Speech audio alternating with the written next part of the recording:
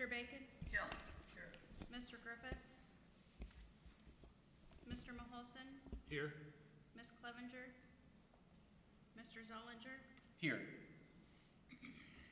Okay, ladies and gentlemen, 3 of the 5 board members are present. That means we have a quorum.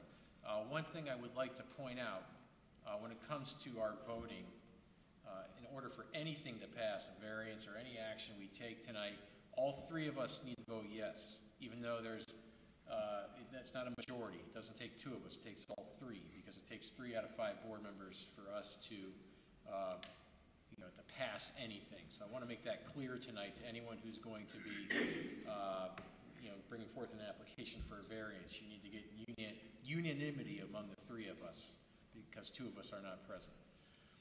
With that, then, the next order of business is approval of the minutes. I will entertain a motion to approve the minutes from the June 26, 2018 meeting. Motion to approve as submitted. Second. There's a motion and a second. Any discussion? If no discussion, why don't we call the roll to vote on the minutes? Mr. Bacon? Yes. Mr. Maholson? Yes. Mr. Zollinger? Yes. Okay, minutes are approved. Now we'll move to the business portion of the agenda. We have a court reporter transcribing the proceedings, so what I'm going to do is have the court reporter put anyone under oath who may just, even if you may speak and you're not sure, go ahead and stand up and raise your right hand.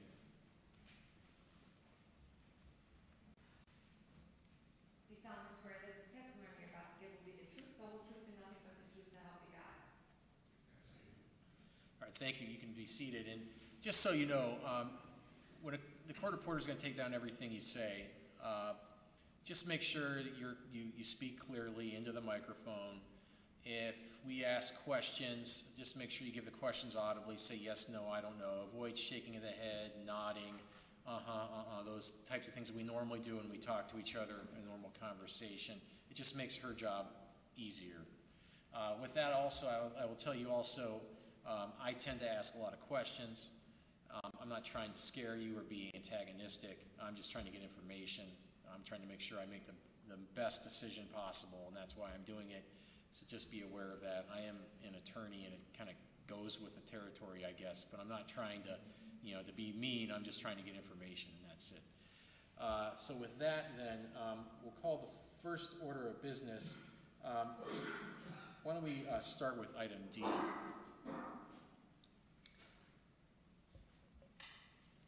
Application number ZBOA 2018-21, 819 South Valley Boulevard, Northwest. Applicant Gail Miranda. Richard Fisher, on behalf of Gail Miranda, is requesting a variance to add a ramp to the front porch for handicap access to the home pursuant to section 1133.08A1, B, and C. Okay, sir, why don't you go ahead and just state your name for the record. My name is Richard Fisher. Okay, and go ahead, sir. I am representing Ms. Gail Miranda, who is the owner of this property, and Ms. Sharon Fowler, who is the longtime tenant of this property, and the property is 819 South Valley Boulevard. We were seeking a variance in regard to a handicap access ramp so that the tenant could get access back into the home. She was involved in a traffic accident on December 1st of 2017 out on Pittsburgh Road, and in the consequence of that, her right leg was removed. Okay. So she has been in rehab since and is seeking to get back into the home. We are asking to withdraw our request for a handicap ramp variance, and we will negotiate a satisfactory resolution with the building department. Okay, thank you, sir. I don't think we need to take any action. If you want to withdraw, that's your decision, and you'll have the opportunity to resubmit if you need to, and hopefully you can get something that's in compliance and you don't even need to come back here. Okay? Thank you very much. Thank you very much. The application is withdrawn. The next item we will move to is item A on the agenda, the business portion of the agenda. Yeah, go ahead. No. application number ZBOA 2018-18 Shiloh Run Southeast and Alexandria Parkway Southeast. Applicant AMC Land Company is requesting a variance to construct 2 permanent dead-end streets longer than 600 feet on the following streets. Shiloh Run Southeast, 1,780 feet in length from the intersection of Shiloh Run Southeast and Halifax Way Southeast to the proposed cul-de-sac of Shiloh Run Southeast, and 2 Alexandria Parkway Southeast, 1,625 feet in length from the intersection of Alexandria Parkway Southeast and Halifax Way Southeast to the proposed cul-de-sac of Alexandria Parkway Southeast. Thank you. It's my understanding that the applicant would like to have this heard when there are more than 3 members present of the board if possible. So the applicant is asking that this matter be rescheduled to our September meeting. I personally find the request to be well taken, and I therefore make a motion to table the consideration of this application to the September meeting. Do I have a second? I'll second. Any discussion? No. If no discussion, we'll call the roll. Mr. Bacon? Yes. Mr. Maholson? Yes. Mr. Zollinger? Yes. So that matter is tabled. We'll move on to item B of the business portion of the agenda. ZBOA 2018-19, 625 Edgewood Street Southeast, applicant Dale and Felicia Freeman. They are requesting a variance to construct an accessory parking pad next to existing driveway pursuant to section 1133.0A C3. Okay. Anyone who'd like to speak in favor of the application can step forward. Go ahead, sir. And go ahead and just start by stating your name for the record. Dale Freeman. Okay, sir, we have received your application and the drawings before in advance of the meeting, and I've looked through all of it. I've also driven by your property to take a look at the lot. So go ahead and just give us why you would like the application to be approved. Well, my daughter is going to college, and she's going to be. Can you start over again? I'm sorry. My daughter is going to college. All right, she's going to Altman College, and she has to commute. So we had to buy her vehicle, but both my wife and I, because our driveway is so short, and we both need the vehicles out of the garage. She's got to keep jockeying the car. She needs a place to park her car, which she can't park on street. All right, so we were going to redo our driveway and sidewalks in our house anyway. So we just decided, let's put this parking pad right next to the existing driveway, so she can pull off and be out of the way of the garage, so that either my wife or myself can easily get out with not having her. And our schedules are going to be very different. So that's what we were going to do. And when I submitted the application, I was told that it was rejected primarily because that I live on a corner. Therefore, I have 2 fronts. I don't have a side. Thus, I need a 20-foot setback in order to put accessory parking. 20 feet would put me right up to my existing sidewalk that's up against my house already.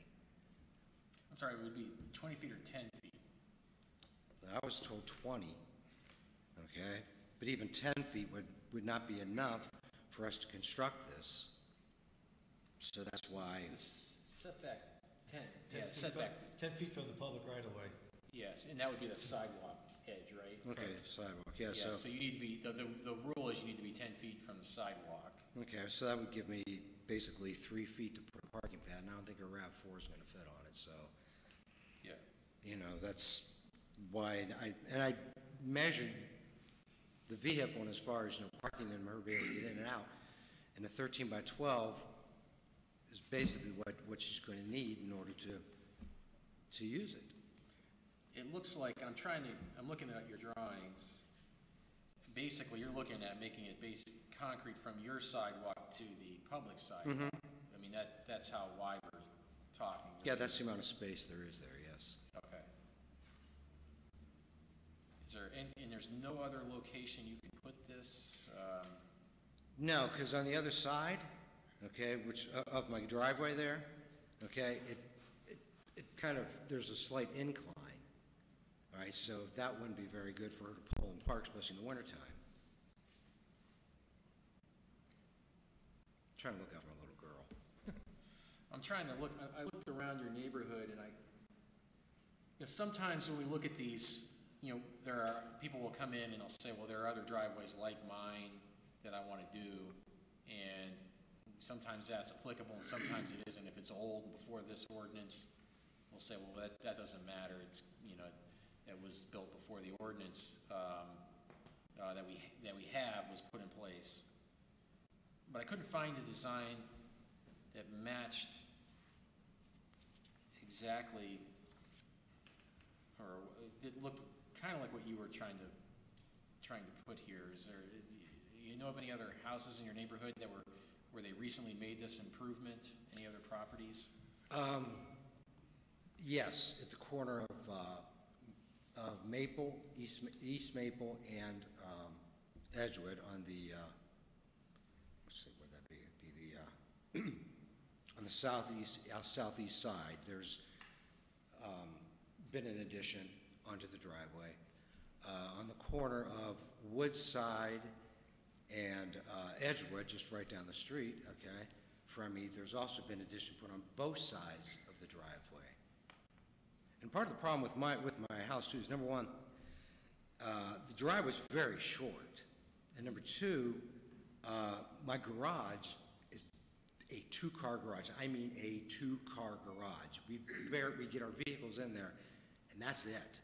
When you, it looked like, could you park a car on your existing driveway? Will it fit there and be, out of the way of the public sidewalk?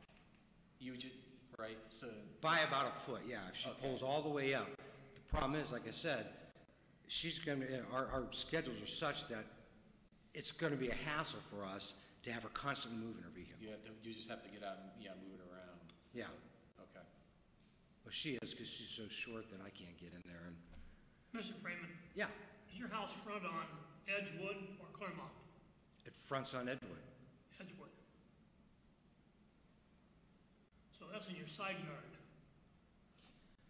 That's the way I was seeing it, but Mr. Steigel said that because I live on a corner, I have two fronts. I don't, that my property that butts on Claremont is not a side, it's another front, so that's why the setback has to be there. I mean, the way the ordinance is written, it's 10 feet no matter whether it's front side, rear, corner, correct? I mean, it doesn't, it's 10 feet no matter what, whether it's side or front. Where does it say that? 113308, page 80. You look on the D? Yeah, D there. Front 10 foot, Yeah, front side, rear, side corner. 2 foot. Oh, I see. I see what you're looking at. Rear 2 foot. Yeah. If he can live with 10 feet, he can have 2 feet back from the public sidewalk. And he's okay. Yeah, now that, he'd still be in violation with what he's proposed because he's going right up against the sidewalk. That's what, if he goes 12 feet.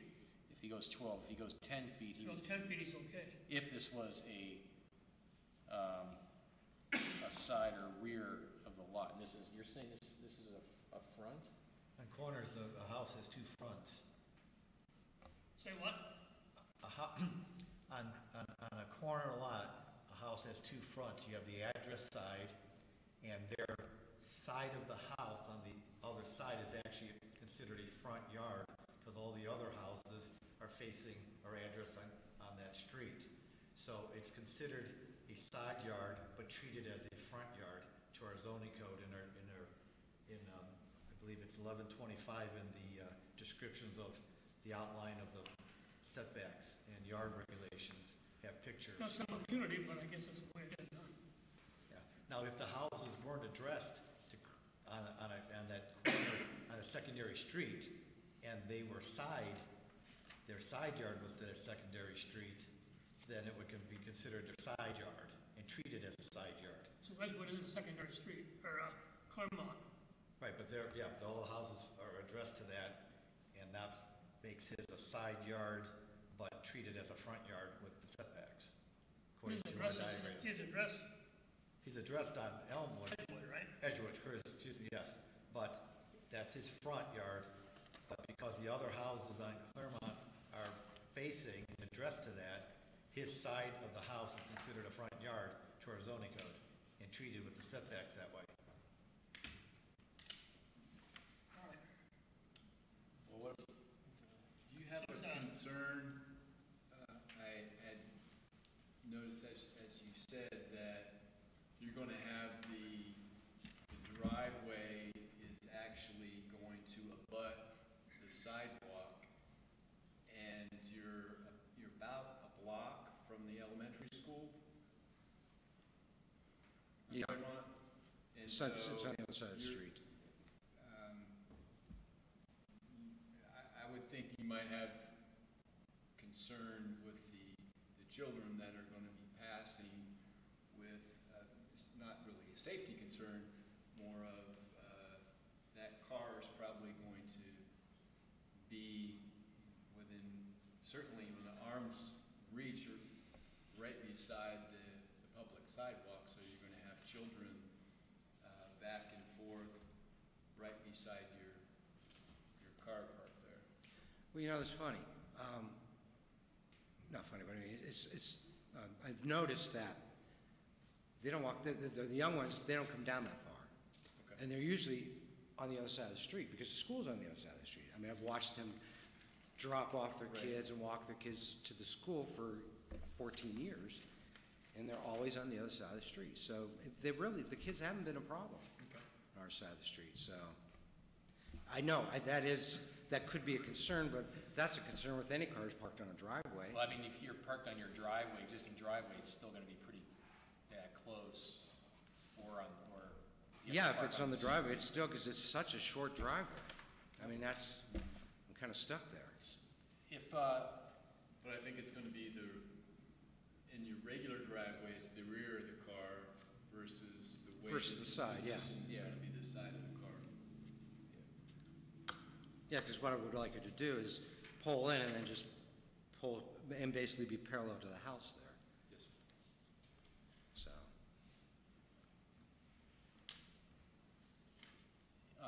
hypothetically, if this was the side, if we didn't treat this as the front, if he built this thing 10 feet wide, would he be in compliance?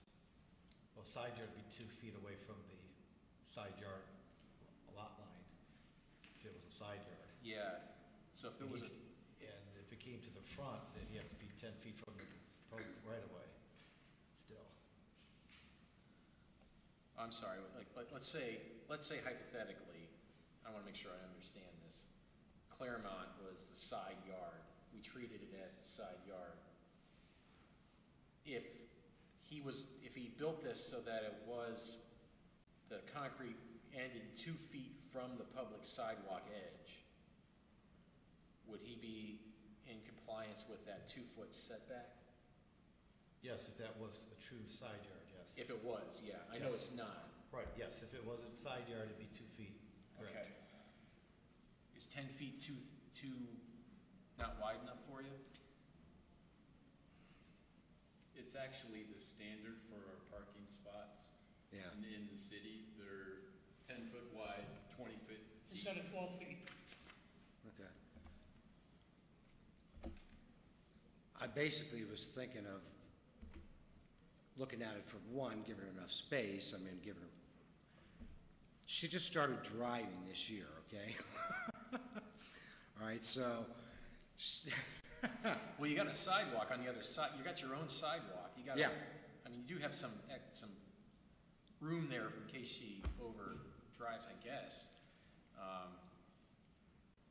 yeah, I do have the sidewalk there, that is correct. But I was thinking of that and trying to keep her off of our sidewalk as well as off the public sidewalk as far as it goes. But also, okay, so that would leave me a 2-foot strip of grass, and maintenance-wise, it's not the best. You'll have some edge into that little strip, sure. Yeah, I mean, a little 2-foot strip. My lawnmowers may not even fit in that, so.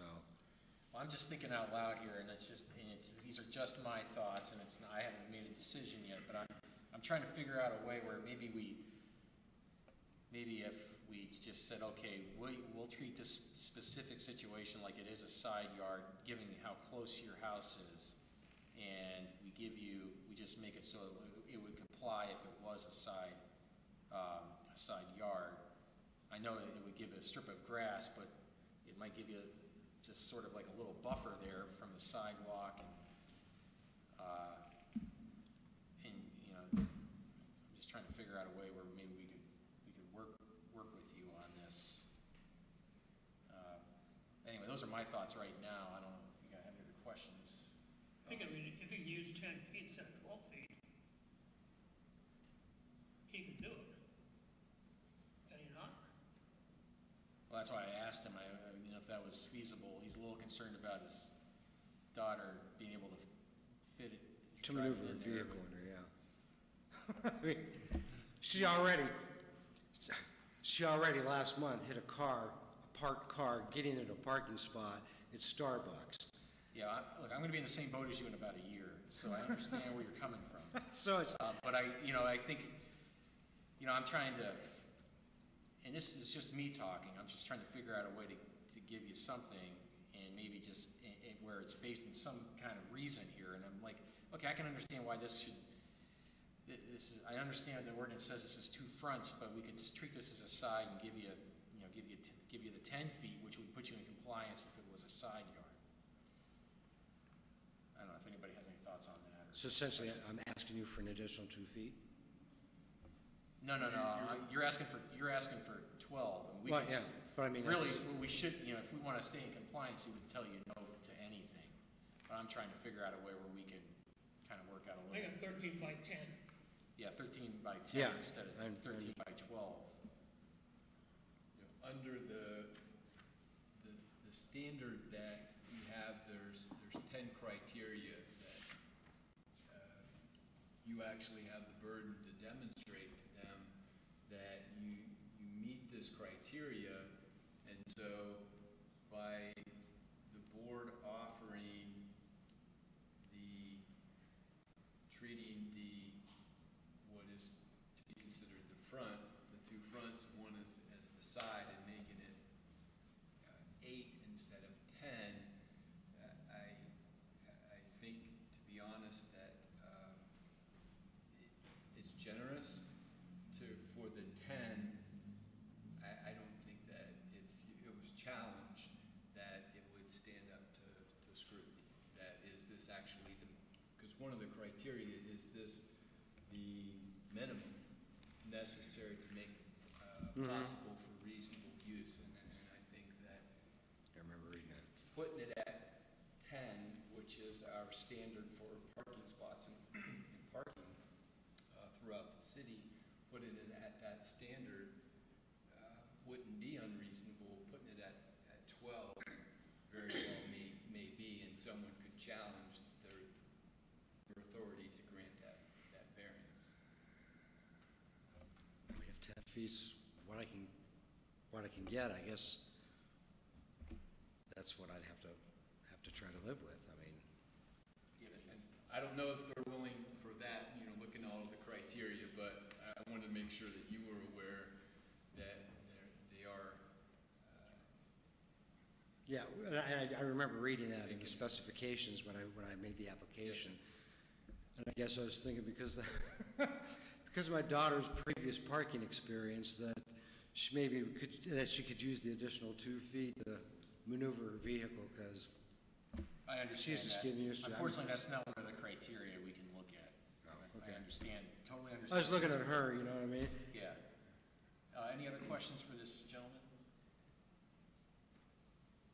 My only concern is that you have a 2-car wide driveway. I mean, in North Canton, that's a luxury for many in North Canton. Many people have single-car lane driveways. Some people have shared driveways. Yeah. I'm I'm in that same boat in having to jockey cars at night, in the morning. I also have a daughter that goes to Altman. Oh, you so do? I'm very familiar with it, Oh, great. in jockeying cars, and we've got 6 of them in the driveway at any given point in time.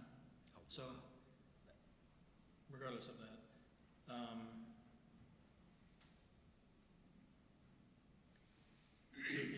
it seems to be giving you something that other property owners don't have or enjoy, that what you're asking for, that's not passing judgment on anything as far as the approving or granting of the variance, but just an observation.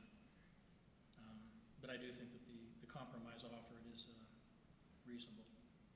In many cities, 10 by 20 many cities it's being reduced from 10 by 20 because cars just aren't that big anymore. So your request for 12 by 13 is even in excess of 10 by.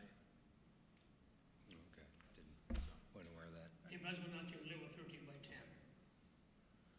Well, we're gonna see if anybody else wants to speak. And if you don't have anything else right now, you will have another chance to talk if you want to, but we'll see if anybody else has anything to say. Okay. All right? Thank you, sir. Oh, so, Oh, we're gonna hear from other people if anybody wants to speak. So you go ahead and have a seat for right now. oh, okay. And then eventually we'll act on this. Does anybody else want to speak regarding the application?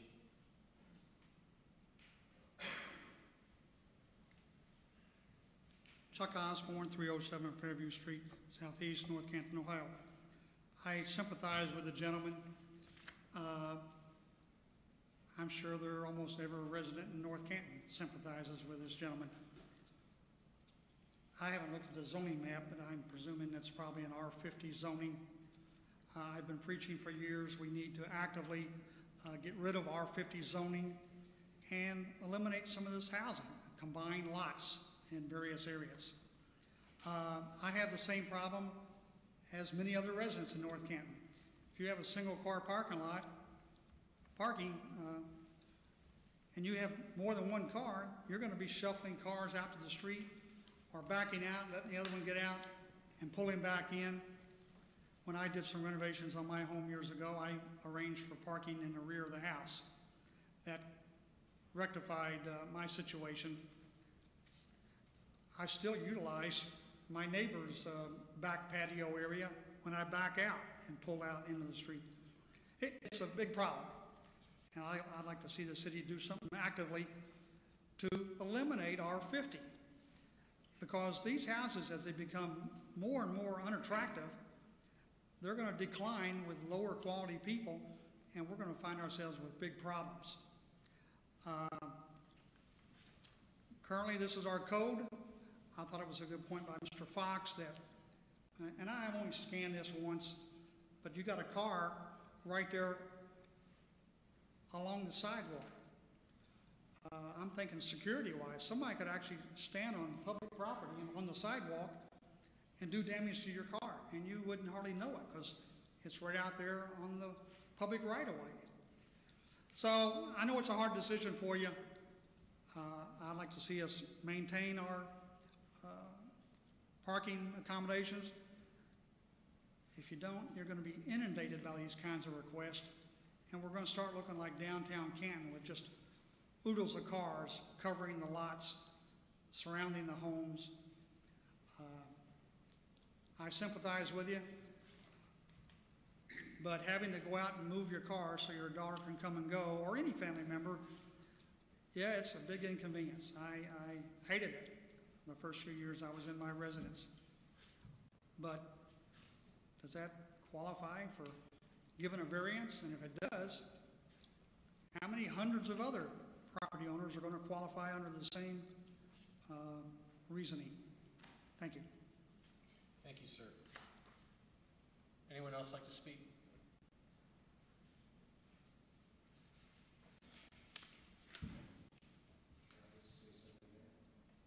Sure, come on.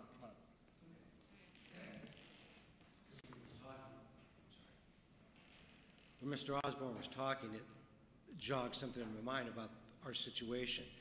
Okay, that corner, all right, there's only one stop sign, okay? And the stop sign is the one that's in my yard, and it's coming from, you know, you're coming from the north to the south on Claremont. So people come up Edgewood off of Woodside, or they come on down Edgewood off of the jog of Claremont, okay, so, you know, the south leg. And let's just say they don't slow down as they probably should to make that, because to make that turn, because it's more of a curve turn. And I mean, I've watched for years. I mean, I pulled my younger daughter out of the road when she was little several times when she, on her bicycle going out, because people just I'd have to grab her by the bicycle and get her out of the road. And with her, in this situation now, as it applies, with her, my older daughter having to back her car out constantly, she's putting herself at risk and other drivers coming around those corners and getting hit. And I mean, and that's always been a concern of mine. In fact, I talked with, when we moved in 15 years ago, 14 some plus years ago, some of the original owners still lived in the neighborhood. And we talked about that, and he said, well, nothing's happened so far, but yeah, it is a problem, you know, and we do have to watch and be very careful to watch from both sides, people coming around. And in fact, tonight, me backing out, especially with the football practice that goes on at Claremont, and you have cars parked all the way down, you know, on the side of Claremont, it's hard to see as you're backing out people approaching from the north. The stop sign is a two-way stop where people driving up Claremont has the stop there, right? Edgewood is a straight through? Or is Edgewood is straight through, right. Okay. Right, so the stop is, the only stop sign basically that three-way is coming from the north going to the south, you know, onto, you know, to turn onto Edgewood, and that sign's in my yard. Okay. Okay, so that is, I mean, that is another problem. I mean, is trying to back out when you have conditions, like I said tonight, with people parked all along Claremont, it's hard to see, especially with our drives right there. You back out to see, you're in the street. Okay. Anything else, sir? No, I mean, but that is a, you know, a serious accident concern of mine. Yeah. Okay, I appreciate that.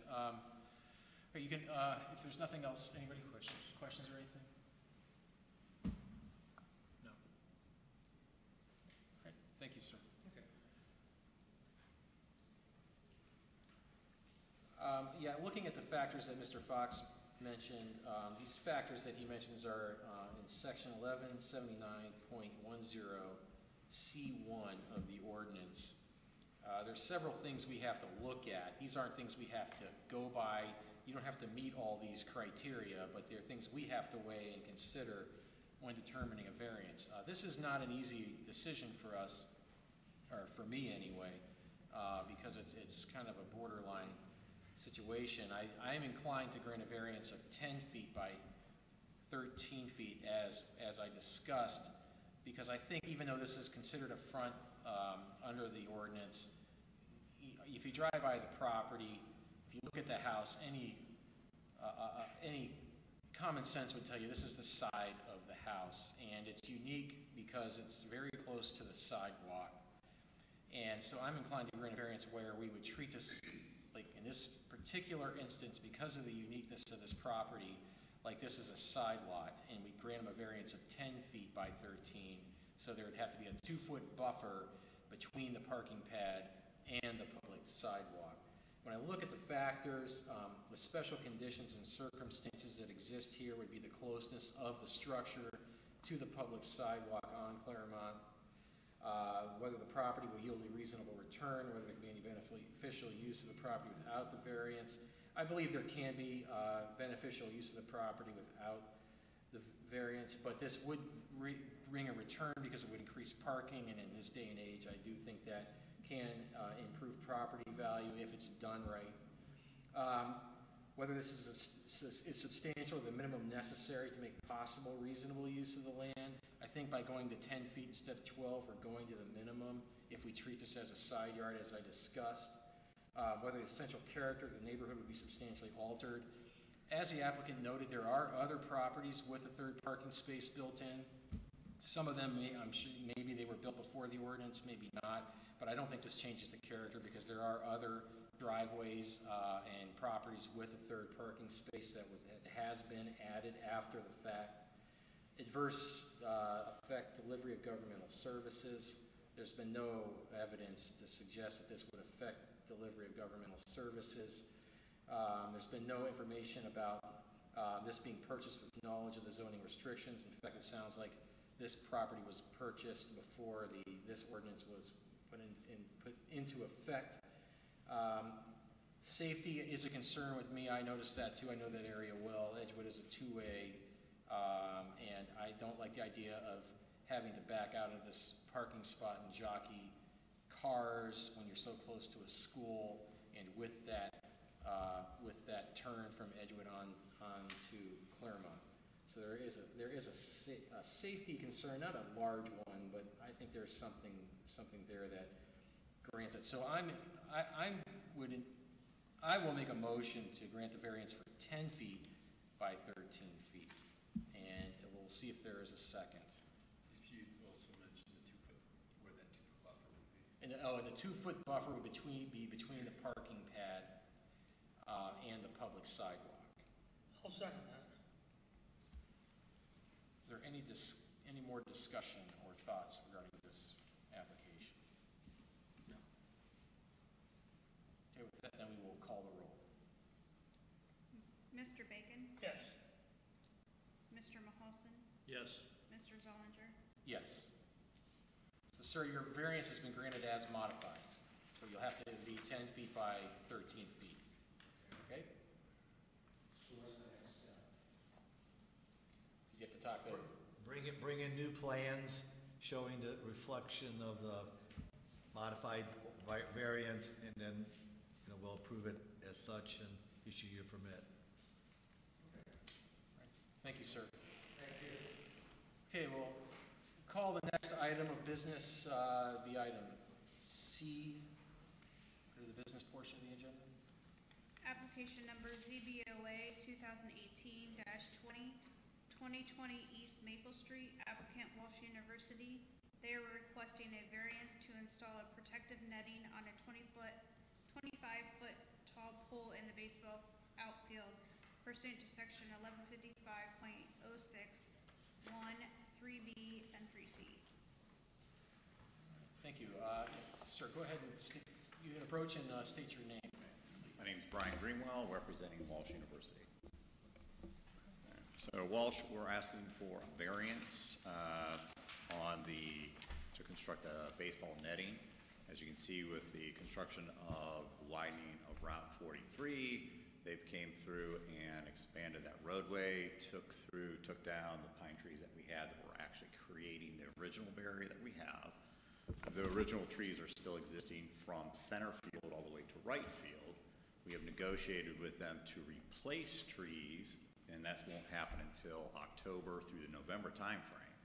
But right now we have a concern for the safety of traffic, as once they open all 4 lanes, the safety of the traffic going back and forth. So we have an additional 20 feet that we lost between the roadway and the sidewalk coming down to that fence. So if you've been by there, you can see that it is just truly an open area. Routinely during baseball season, home run balls are going into those trees. Apparently, in the past, they would get through the trees, trickle up into the road, but now there's nothing there to stop them.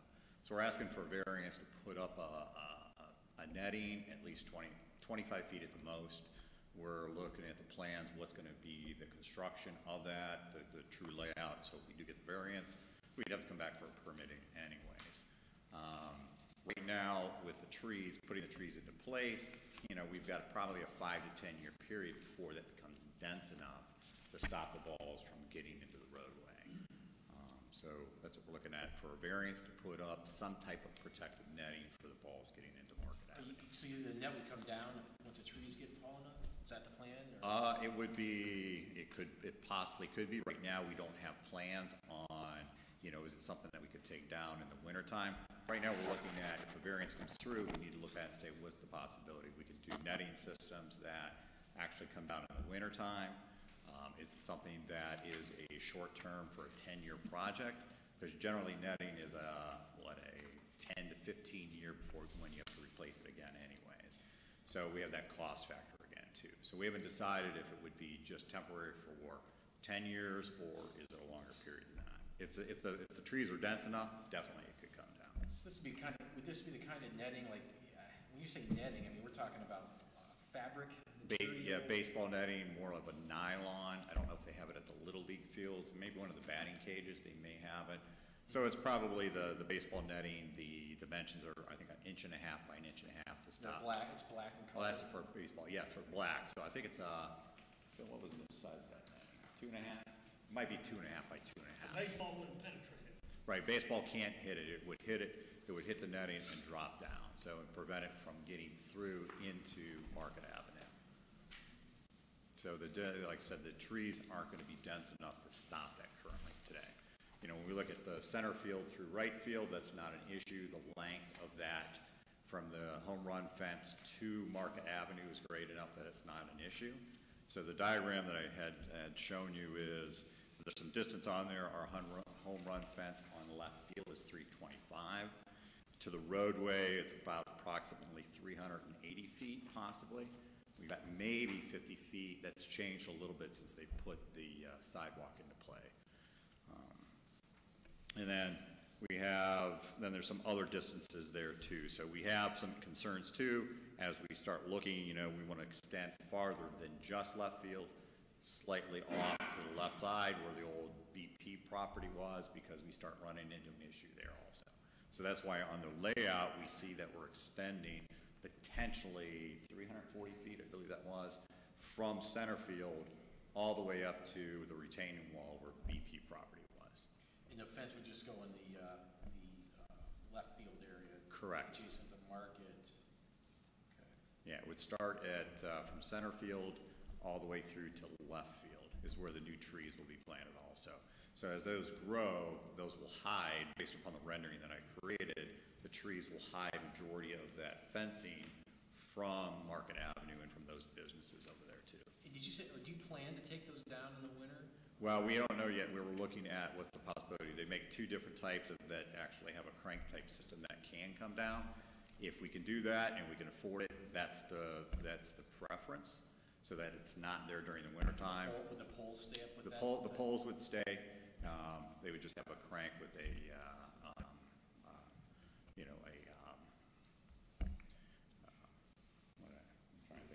the winch, you know, to bring them up and down as necessary. Yeah. Do you consider this a fence? Do I consider it a fence? Yeah. Based upon the definition of fence in our ordinance? Yeah, since it has to be constructed anything over 3 feet, that's kind of where it was placed under 1155, under a kind of a fence. I looked it up. It's 11250235, and it's on page 52 of my binder. Fence is any structure composed of wood, iron, steel, masonry, stone, or other material, and erected in such manner in such location as to enclose, secure, partially enclose, or secure, provide privacy, decorate, define, or enhance all or any part of any premises. I guess the poles are made. Poles will be of steel. Okay, Yeah. so. I mean, we are looking, investigating, can we put a wooden pole there? In that case, would have to be something like a telephone pole, Okay. if that was the option. The purpose of this is the same windshields on Market Street, right? Windshields, damage to cars, with all that traffic, potentially any kind of injuries due to accidents. You know, now we start running into multiple lanes of traffic. We'll be running into an issue where we have a liability issue, because instead of just a damaged windshield, which we pay for some of those in our parking lot today, you know, if someone's windshield gets damaged, usually we'll pick that up. But do we have a liability issue if somebody actually gets in an accident and we have a bodily injury on Market Avenue? So we kind of want to prevent that piece. There's also more than a fair amount of foot traffic. Yes. Comes down that road, running, walking. Right, and now with the sidewalk, there will be a lot more people coming across to get over to McDonald's and whatnot, so. I got a question, John. I was looking at the softball field at Price Park. It's got a pretty tall fence in right center field. And I know the Little League fields have tall fences in areas. I mean, how And those are Park Institutional District, same zoning as this, right? Correct. So why, is it because those were, well, the softball field at Price Park was that fence put up recently, or is that an old fence? Or- I can't answer it, 'cause I'm fairly new here. I would just have to make a assumption that it was either put in with variance or it was Okay, put in before the code. all right, I'm not aware, I don't know the answer to that. I just know there are tall fences at other baseball, and softball fields in the city. Yeah. For the same reasons. We have here, okay, thanks. Any other questions?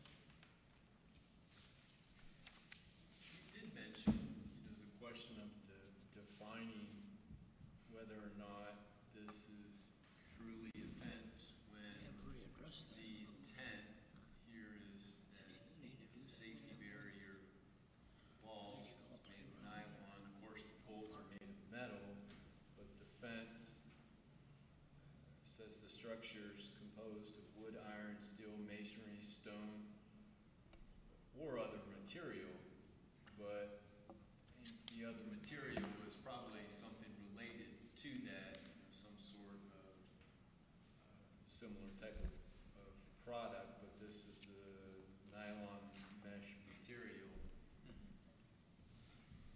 And regardless of whether we treat it as a fence or not, I think it's just a compelling public interest of the concern of there's constant traffic on 43 Market Avenue, and a stray ball comes through and impacts the windshield. Be lucky if that's the only part of the accident that would occur. So I think it's a compelling issue for public safety, for the amount of traffic, and as you said, the issue of whether or not that's truly a fence, if that's I think I'm gonna just assume that this is a fence, because I think with the metal poles and it's secure, the word secure is in the definition. Even partially secure. So I think I personally am just gonna assume that we're working with a fence here, because I did wonder about that. I've seen these all over the place, and I was wondering, is this even a fence with the material it's made of? Anything else? Any questions? I agree with that. I have no problem with it. It's not addressed here. They're gonna have to address that. It's not, Meanwhile, I don't think it was contemplated by the definition, but I can yeah, see somebody, a good argument that it falls under the definition. part of this is as well that something that they, one of the factors is this of their own doing, and this is widening Market Avenue and including the right turning lane for the issues that if you've tried to go down East Maple recently because they don't have the lights in sync just yet and haven't widened yet, is to make it more friendly for the motorists passing through there. So they ended up, as a result of this street widening, for everyone's convenience that travel on Route 43, they lost your trees that buffered the walls that would be in the outlet. That was Walsh property that was Correct. taken by eminent domain, right? Correct. So, okay. Yeah, the trees had to come down based upon the new sidewalk. If the sidewalk wasn't going to be put in, potentially we could have kept the trees. Anything else? All right, thank you, sir. Okay. Would anybody else like to speak with regard to this application?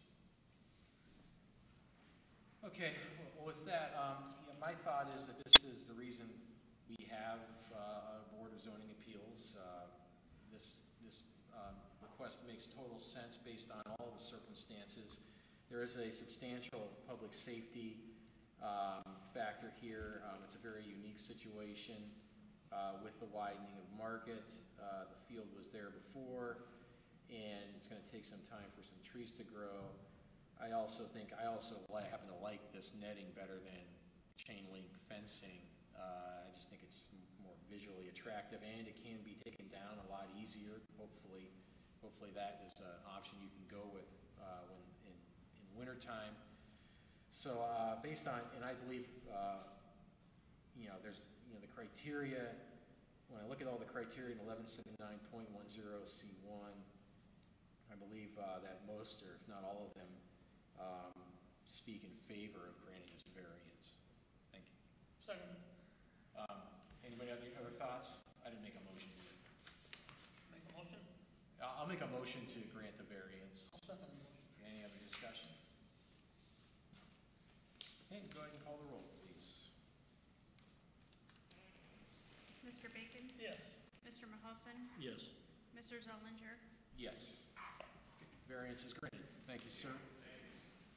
Is there any other business to come before the board? If not, I will entertain a motion to adjourn. So moved. I second. We'll do a voice vote. All those in